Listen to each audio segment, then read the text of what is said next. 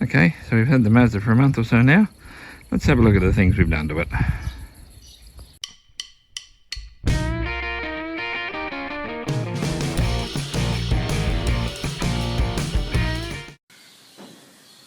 So when I bought the BT50, one of the things I didn't notice that ended up really annoying me was the fact that it had two different kinds of wheel nuts. The open nuts are on the back, the closed nuts are on the front. The ones on the back are a 19mm, the ones on the front are a 21mm. So I bit the bullet and purchased the nice, and that's the brand, wheel nuts you see on the end here. They have a bigger surface for putting your wheel spanner on, and they are now all the same diameter. And I changed them simply by doing one nut at a time. That way I didn't have to jack it up, didn't have to take the wheels off. It was quite simple, and I just think they look fantastic. Not that anyone else will notice. And when we bought the BT50, the latch on this side didn't work. It was missing the striker on the inside, and I thought that was the problem, but then I realised that it would not lock. So after doing a lot of research on eBay and realising that I couldn't match up the things by eyes, I actually went down to ARB in Bundaberg, and they said, oh no, there's nothing we can do about that. I said, well, the bloke at Ipswich told me that the new ones would supersede these, so we had a look, and he came out and we pulled the old ones out and we put the new ones in, and they worked as good as gold. And when I went to pay for them, they were only $91 for the pair, which was half the price of the replacement latches on eBay. So that was a nice surprise, and it will certainly keep me going back to ARB Bundaberg. One of the things I really do like about the BT50 is that is the oil filter. Have one of these little UHFs in here. I normally have a dislike for UHFs. I've had them before, I've never even bothered turning them on.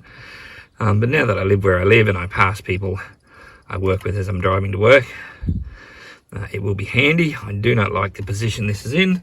It rubbed on my leg all the way home when we bought it. But then that was when I was driving by myself and wearing a pair of shorts when I'm going to work. It shouldn't be a problem. It is annoying that the knob on it is not for volume, it's for channel. It's much easier to reach down and twist a knob when you need to turn something down while you're driving, but I've looked if there's a better place to put this, and with the wiring as it stands, there's probably not, so I'm just going to leave it there and see if I use it. If I don't use it, I'll pull it out again.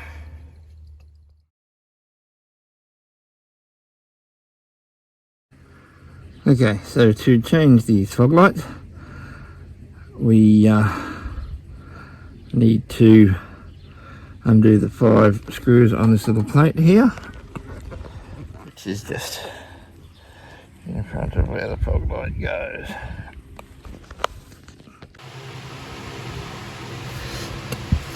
Okay, so we got the lights out, a comparison here. You can see they're roughly the same diameter, the same mounting style. Also have the little tabs there for aiming them on the top. So I don't think there's going to be any issue with this. Now this one has a nice red and white wire. This one has black and white. I mean, I could just assume that black is negative and white is positive, but and I don't even really know if it makes a difference when you're talking about your LEDs, but we'll just pull them apart just to make sure.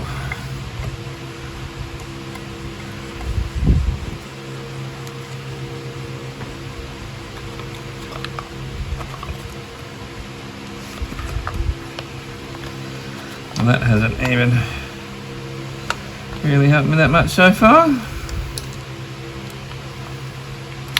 And that's a different size screw.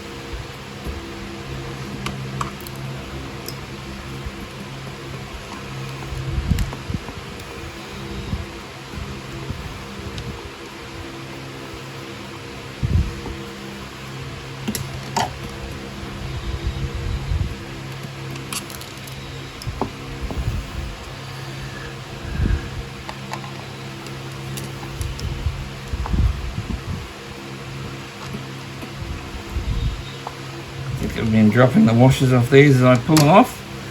There they are. I mean, I don't need them to use them again, but you never know, do you?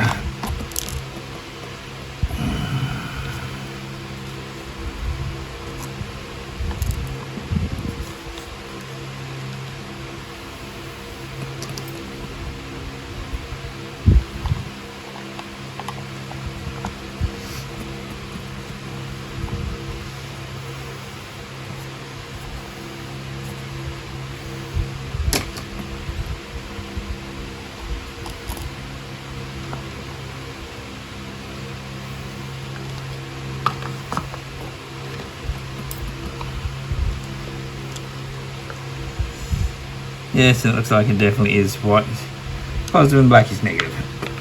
So that was all good. Now I got a bit of a big old plug here. It'd be nice to depin it and put them in there, but that's probably not going to happen.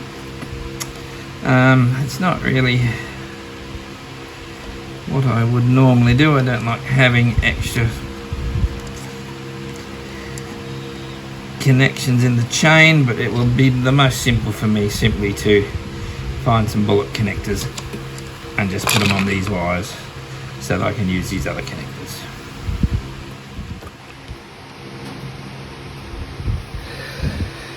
Well, back again, and it's actually hours later. I was starting to think there was some sort of worldwide conspiracy against me, because when I went through my piles and piles of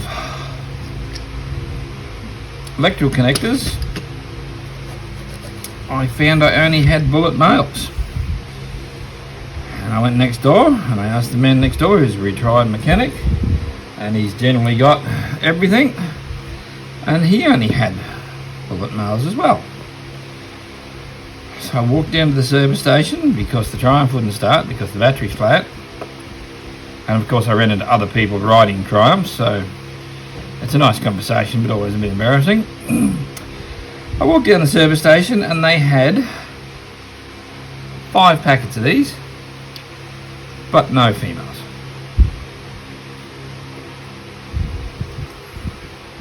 So then I went to the neighbour 2 doors over and he had 2 blue ones. So I snaffled them off him and I'm going to make this work.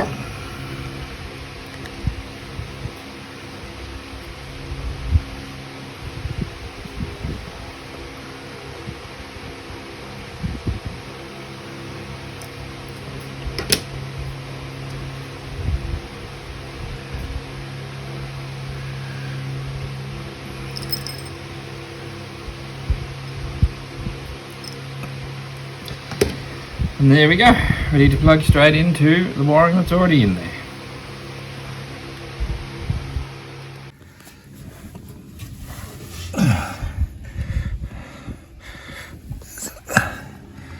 So, it's a bit hard to see in here, but the light just sits on those 2 plastic tags there. There's barbs on the side that go through those holes.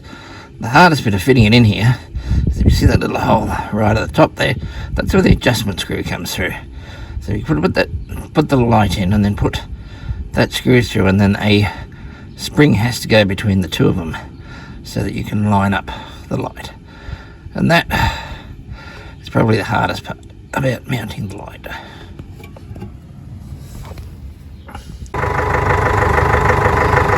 And there we are, the new fog lights on. Not too spectacular during the day, but they're both working and working well.